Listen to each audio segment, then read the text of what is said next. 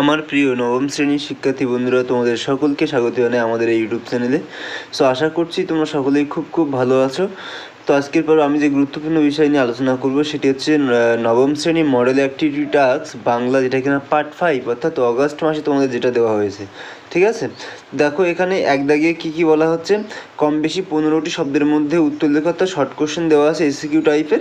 তো একের পর এক আমি প্রত্যেকটা কোশ্চেন সলভ করেছি, আমি সেগুলো তোমাদের সামনে তুলে ধরার চেষ্টা করছি। ঠিক আছে, তোমরা ভিডিওটা একটু বড় হবে, তোমরা ধৈর্য সহকারে সবাই কিন্তু দেখবে এবং খাতা পেন নিয়ে বসবে, যাতে কিনা তোমরা লিখে নিতে পারো।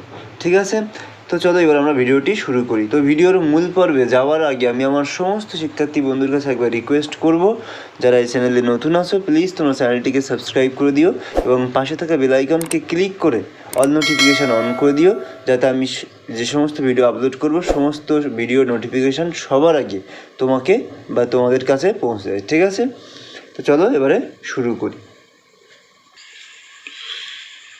তো বন্ধুরা দেখো এখানে এক দাগে কী বলা হচ্ছে, এক দাগে বলা হচ্ছে কি কম বেশি 15টি শব্দের মধ্যে উত্তর লেখো। ঠিক আছে, তো ফার্স্ট কোশ্চেন অর্থাৎ একের একে কী বলা হচ্ছে, হিন্দি উপস্থিত সেই চেষ্টাই করছেন। হিন্দি উপস্থিত সেই চেষ্টাই করছেন, কোন চেষ্টার কথা প্রাবন্ধিক বলেছেন। ঠিক আছে, তো এই কোশ্চেনের অ্যান্সারটা একবার দেখে নাও। তো বন্ধুরা তার এই কোশ্চেনের অ্যান্সার দেখো কী বলা হচ্ছে, যে হিন্দি উপস্থিত সেই চেষ্টাই করছেন, কোন চেষ্টার কথা প্রাবন্ধিক বলেছেন। দেখো এখানে বলা হচ্ছে কি, যে নব সৃষ্টি প্রবন্ধে প্রাবন্ধিক সৈয়দ মুস্তফা আলী জানিয়েছেন হিন্দি সাহিত্যের বেশ কিছু সাহিত্যিক হিন্দি ভাষা থেকে আরবি, ফরাসি, ইংরেজি প্রভৃতি বিদেশি ভাষার প্রভাব তাড়ানোর চেষ্টা করছেন। ঠিক আছে, আশা করি তোমরা কোশ্চেনটা বুঝতে পারলে। তারপরের কোশ্চেন দেখে নাও। সেকেন্ড কোশ্চেন দেখো 1.2 কি আছে, এরই মাঝে বাংলার প্রাণ, কবি কোথায় বাংলার প্রাণের সন্ধান পেয়েছেন। ঠিক আছে, তো এই সেকেন্ড কোশ্চেনের দেখে নাও উত্তরটা। দেখো বন্ধুরা উত্তর আমি লিখেছি, আকাশে সাতটি তারা কবিতায় কবি জীবনানন্দ দাশ নরম ধানের গন্ধ, কলমি শাকের ঘ্রাণ, হাঁসের পালক, ষাঁড়ের বন, চাঁদা সরপুটি মাছদের মৃদু আষ্টে ঘ্রাণ, কিশোরের পায়ে দলা মাথা ঘাস, লাল বটফলের ব্যথিত গন্ধের ক্লান্ত নীরবতা, এই সমস্ত কিছুর মাঝেই বাংলার প্রাণের সন্ধান পেয়েছেন। তো বন্ধুরা থার্ড কোশ্চেনে যাওয়ার আগে আমি তোমাদের সকলকে আর একবার বলতে চাইছি যে আমি কিন্তু ক্লাস 10-এর প্রচুর ভিডিও আপলোড করে দিয়েছি। ঠিক আছে, অ্যাক্টিভিটি টাস্কের সমস্ত ভিডিও আপলোড করে দিয়েছি, তোমরা যারা এখনও দেখোনি প্লিজ গিয়ে তোমরা ভিডিওগুলো দেখে নাও। আমি উপরে আই বাটনেও দিয়ে দেবো, এন্ড স্ক্রিনেও দিয়ে দেবো এবং ডিসক্রিপশন বক্সে সমস্ত ভিডিওর লিঙ্ক দিয়ে দেবো। আশা করি আমি তোমাদেরকে বোঝাতে পারলাম। তো তোমরা ভিডিওগুলো কিন্তু একবার দেখে নেবে। ঠিক আছে, তো চলো এবার আমরা নেক্সট কোশ্চেনটা দেখে নিই। তো বন্ধুরা এবার আমরা 1.3 দেখব, যে এখন আমার দৃঢ় বিশ্বাস হয়েছে পত্র লেখকের দৃঢ় বিশ্বাসটি কি। ঠিক আছে, দেখো বন্ধুরা 1.3-এর অ্যান্সার, পত্র লেখক স্বামী বিবেকানন্দের বিশ্বাস ছিল মিস নোবেলের মধ্যে রয়েছে শিক্ষা, পবিত্রতা, ভালোবাসা প্রভৃতি গুণ। এই কারণে ভারতে নারী কল্যাণমুখী একাধিক কাজের ক্ষেত্রে তার বিরাট উজ্জ্বল ভবিষ্যৎ রয়েছে। তারপরে দেখো আমি আর কোশ্চেন পড়ছি না, এখানেই আমার সমস্ত কোশ্চেন লেখা আছে, আমি তোমাদেরকে এখান থেকে সমস্ত কোশ্চেন দেখিয়ে দিচ্ছি। ঠিক আছে, যা গিয়ে ওই উঠানে তোর দাঁড়া, সেখানে গিয়ে দাঁড়ালে কোন দৃশ্য দেখা যাবে। দেখো এখানে কি বলা হয়েছে, যে আবহমান কবিতায় কবি নীরেন্দ্রনাথ চক্রবর্তী জানিয়েছেন উঠানের লাউ মাথাটার পাশে দাঁড়ালে দেখা যাবে ছোট্ট একটা ফুল সন্ধ্যার বাতাসে ক্রমাগত দুলছে। তারপরের কোশ্চেন দেখো 1.5-এ কি বলা হচ্ছে, তোমার বাড়ি কোথায়, রাধারানী এই প্রশ্নের উত্তরে কি বলেছিল। ঠিক আছে, তারপরে দেখো উত্তরে আমি কি লিখেছি, যে বঙ্কিমচন্দ্র চট্টোপাধ্যায় রচিত রাধারানী গল্প অবলম্বনে আগন্তুক শ্রী রুক্মিণী কুমার রায়ের রাধারানীর থেকে তার বাড়ির ঠিকানা জানতে চাইলে রাধারানী জানিয়েছিল তার বাড়ি শ্রীরামপুর। ঠিক আছে বন্ধুরা, আশা করি বুঝতে পারলে। এইবারে আমরা মুভ করব 2 দাগে। ঠিক আছে, তো 2 দাগে দেখে নাও কি কি কোশ্চেন আছে। তো বন্ধুরা তোমরা যেমনটা দেখতে পাচ্ছ এই দুই দাগে দেখো এত এই 2.4 অব্দি কোশ্চেনগুলো আছে, আমি সমস্ত কোশ্চেন লিখেছি এবং সলভও করেছি, তোমরা জাস্ট সেগুলো দেখে নাও, ঠিক আছে। দেখো 2 দাগে বলা হচ্ছে কি যে কম বেশি 60টি শব্দের উত্তর দাও। সংস্কৃত ভাষা আত্মনির্ভরশীল প্রাবন্ধিক কেন এমন মন্তব্য করেছেন? বন্ধুরা উত্তরে আমি কি লিখেছি দেখো, যে উদ্ধৃত অংশটি সৈয়দ মুজতবা আলী রচিত নব সৃষ্টি নামক প্রবন্ধ থেকে গৃহীত হয়েছে। তারপর দেখো আমি একটা বক্স করেছি, ঠিক আছে। তার আগে আমি একটা বুলেট পয়েন্ট দিয়েছি, ঠিক আছে বন্ধুরা, তার আগে আমি একটা বুলেট পয়েন্ট দিয়েছি। আর কি করেছি দেখো, এটাকে আমি আবার লিখেছি সুন্দর করে যে সংস্কৃত ভাষার আত্মনির্ভরশীলতার কারণ। সংস্কৃত ভাষার আত্মনির্ভরতার কারণ দেখো, ভাষাবিদ প্রাবন্ধিক দীর্ঘদিন বিভিন্ন ভাষা নিয়ে চর্চার মধ্য দিয়ে লক্ষ্য করেছিলেন নতুন কোনো চিন্তা অনুভূতি বা বস্তুকে বোঝানোর জন্য নতুন শব্দের প্রয়োজন হলে সংস্কৃত ভাষা অহেতুক অন্য ভাষা থেকে শব্দ ধার করে না। সংস্কৃত ভাষায় একমাত্র নিজস্ব ধাতু শব্দ যোগ করে নতুন শব্দ তৈরি করার ক্ষমতা রাখে, ঠিক আছে। তারপরে বন্ধুরা দেখো, তারপর হচ্ছে কি পুরাতন ধাতু শব্দ একটু অদল বদল করে সংস্কৃত ভাষার নতুন শব্দ তৈরি করতে পারে। এই বিশেষ ক্ষমতার জন্য প্রাবন্ধিকের মতে সংস্কৃত স্বয়ংসম্পূর্ণ আত্মনির্ভরশীল ভাষা। তো বন্ধুরা আশা করি তোমরা এটা বুঝতে পারলে। এবারে পরের কোশ্চেনটা একবার দেখে নাও। পরের কোশ্চেনে কী বলা আছে 2 পয়েন্ট দিয়ে, যে পৃথিবীর কোনো পথ এ কন্যারে দেখেনি কো, কোন কন্যার কথা এক্ষেত্রে বলা হয়েছে? তো দেখো উদ্ধৃত অংশটি বঙ্গ প্রকৃতির রূপমুগ্ধ কবি জীবনানন্দ দাশ রচিত আকাশে 7টি তারা কবিতা থেকে গৃহীত হয়েছে। এরপরে আমি কি লিখেছি দেখো, কন্যার পরিচয় লিখেছি, ঠিক আছে। তোমরা এরকম সুন্দর করে বক্স করে করে লিখবে, ঠিক আছে। তো দেখো কন্যার পরিচয় আমি কি লিখেছি, যে বঙ্গ প্রকৃতির বুকে সন্ধ্যা নামতে নীল সন্ধ্যাকে দেখে কবি জীবনানন্দ দাশের মনে পড়ে যায় কোনো কেশবতী নারীর চুলের রং সৌন্দর্যের কথা। নীল সন্ধ্যা নামতেই কবি অনুভব করেন কেশবতী নারী যেন তার এলো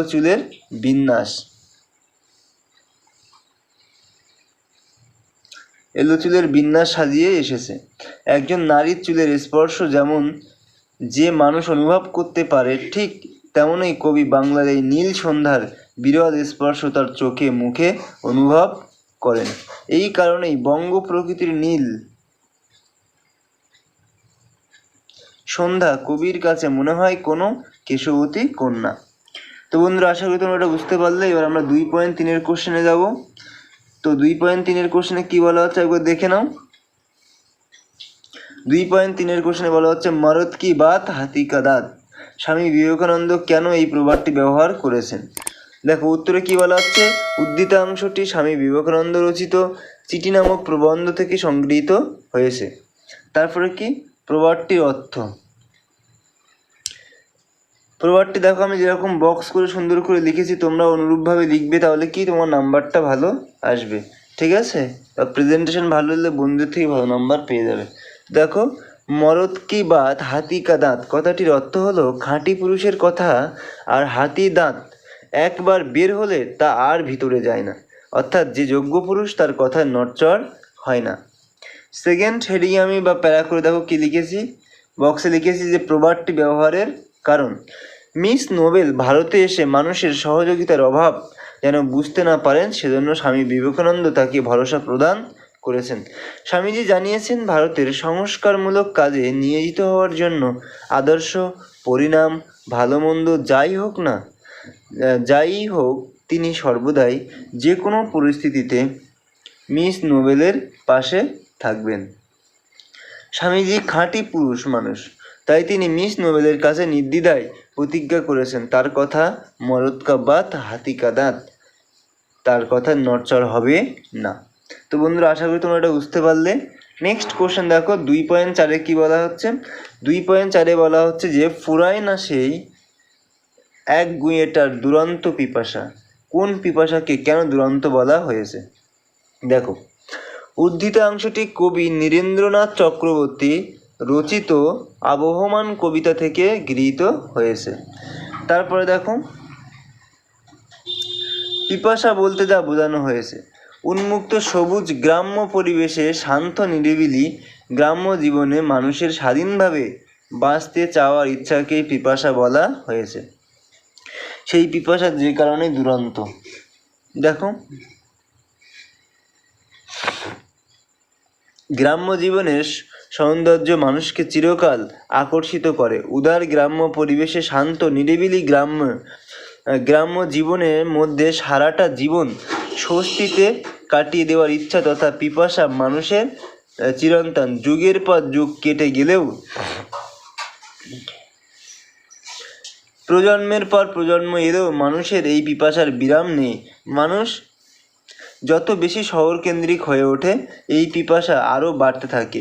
এই কারণেই কবি উন্মুক্ত গ্রাম্য জীবনের প্রতি মানুষের চিরন্তন পিপাসাকে দুরন্ত বলেছেন। তো বন্ধুরা, আশা করি তোমরা এটা বুঝতে পারলে।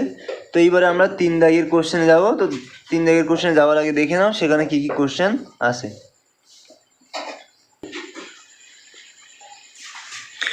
তো বন্ধুরা, তোমরা দেখতে পাচ্ছ এটা হচ্ছে তোমাদের 3 নম্বরের কোশ্চেন। কি বলা হয়েছে, নিচের প্রশ্নগুলির উত্তর নিজের ভাষায় লেখো, কম বেশি 150 শব্দে। দেখো, এখানে 150 শব্দ মানে কিন্তু একটু তোমাকে বড় লিখতে হবে, ঠিক আছে, অর্থাৎ রচনাধর্মী প্রশ্ন অনুযায়ী কিন্তু তোমাকে লিখতে হবে। তো 3 দাগের 1-এ কি দেওয়া আছে, বাঙালি চরিত্রে বিদ্রোহ বিদ্যমান, নবনব সৃষ্টি প্রবন্ধে প্রাবন্ধিক কীভাবে সেই বিদ্রোহের পরিচয় দিয়েছেন, সেটা কিন্তু তোমায় লিখতে হবে। 3.2 দেখো, এখানে তোমরা দেখে নাও একবার, সমস্ত কোশ্চেন আমি আমার খাতায় লিখেছি উত্তর সহ। সেগুলোকে আমি এর আগে যেমনটা তোমাদেরকে দেখালাম অনুরূপভাবে তোমাদেরকে আমি আবার দেখাবো। তোমরা জাস্ট একবার এইখানে এই কোশ্চেনগুলো একবার দেখে নাও, ঠিক আছে। তো বন্ধুরা, আশা করি তোমরা এটা স্ক্রিনশট নিয়েছো বা দেখে নিয়েছো, ঠিক আছে। এবার চলো আমরা অ্যান্সার পর্বে যাব। তো বন্ধুরা, এখানে দেখো 3 দাগে কি বলা হচ্ছে, নিচের প্রশ্নগুলির উত্তর নিজের ভাষায় লেখো, কম বেশি 150 শব্দে। তো যেমনটা তোমরা একটু আগে কোশ্চেন দেখলে যে বাঙালি চরিত্রে বিদ্রোহ বিদ্যমান, নবনব সৃষ্টি প্রবন্ধে প্রাবন্ধিক কীভাবে সেই বিদ্রোহের পরিচয় দিয়েছেন। তো উত্তরটা তোমরা একবার দেখে নাও। উত্তরে কি বলা হচ্ছে যে উদ্ধৃতাংশটি সৈয়দ মুস্তফা আলী রচিত নবনব সৃষ্টি নামক প্রবন্ধ থেকে গৃহীত হয়েছে। প্রাবন্ধিক সৈয়দ মুস্তফা আলী তার দীর্ঘদিনের ভাষা চর্চা থেকে অনুভব করেছেন, বাঙালিরা রাজনীতি, ধর্ম, সাহিত্য প্রভৃতি ক্ষেত্রে যখন যেখানে সত্য শিব সুন্দরের সন্ধান পেয়েছে তাকে গ্রহণ করার প্রাণপণ চেষ্টা করেছে। অর্থাৎ বাঙালি জাতির প্রবণতাই হলো সমাজে যা কিছু সত্য শিব সুন্দর অর্থাৎ চিরন্তন সত্য আনন্দময় তাকে আপন করে নেওয়া বাঙালি জাতি সারা জীবন তাই করেছে। এভাবে গতানুগতিক পন্থা বা প্রাচীন ঐতিহ্যের দোহায় বাঙালি কখনোই নতুনত্বকে বা আনন্দময় উপাদানকে আগ্রহ করেনি, বরং প্রাচীন ঐতিহ্যের সাথে গতানুগতিক প্রথার সাথে বাঙালি বিদ্রোহ করেছে বারবার। প্রাবন্ধিকের মতানুসারে এভাবেই বাঙালি চরিত্রে বিদ্রোহ চিরকাল। ঠিক আছে বন্ধুরা, আশা করি তোমরা এটা বুঝতে পারলে। তো এর পরের কোশ্চেন দেখে নাও, 3.2 কি বলা হচ্ছে, আসিয়াছে শান্ত অনুগত বাংলার নীল সন্ধ্যা, আকাশে 7টি তারা, কবিতা অনুসরণে সেই সন্ধ্যার বিবরণ দাও। তো বন্ধুরা, তোমরা দেখতে পাচ্ছ এখানে আমি উত্তরও লিখেছি। তো উত্তরটা দেখে নাও কি লিখেছি। কবি জীবনানন্দ দাশের লেখা আকাশে 7টি তারা কবিতা থেকে নেওয়া উদ্ধৃতাংশে যার আগমনের কথা বলা হয়েছে সেই হলো বাংলার প্রাকৃতিক পটভূমিকায় নেমে আসা নীল সন্ধ্যা। তারপরে দেখো কি বলা হয়েছে, তার পরের পাঠ আমি লিখেছি যে বাংলার সবুজ গাছপালা ঘেরা প্রাকৃতিক পরিবেশ স্বভাবতই আচার্য ও নৈঃশব্দে পূর্ণ, দিগন্তব্যাপী তার বিস্তার। একই সঙ্গে সে নীরব ও গাম্ভীর্যপূর্ণ, গাম্ভীর্যে ভরা বাংলার এই প্রাকৃতিক পটভূমিকায় আকাশপট ও ঘন ঘন রূপ বদল করে। এভাবেই সূর্য অস্ত গিয়ে সন্ধ্যা আসে। বাংলার প্রকৃতিতে আসা এই সন্ধ্যার কোনো ক্লান্তি নেই, কোলাহল নেই, তা কাউকেও তা অকারণ উদ্বেলিত করে না। এই কারণেই কবি বাংলার নীল সন্ধ্যাকে শান্ত অনুগত বলেছেন। বন্ধুরা, আশা করি তোমরা এটা বুঝতে পারলে। তো তার পরেরটা দেখো 3.3-এ কি বলা হচ্ছে,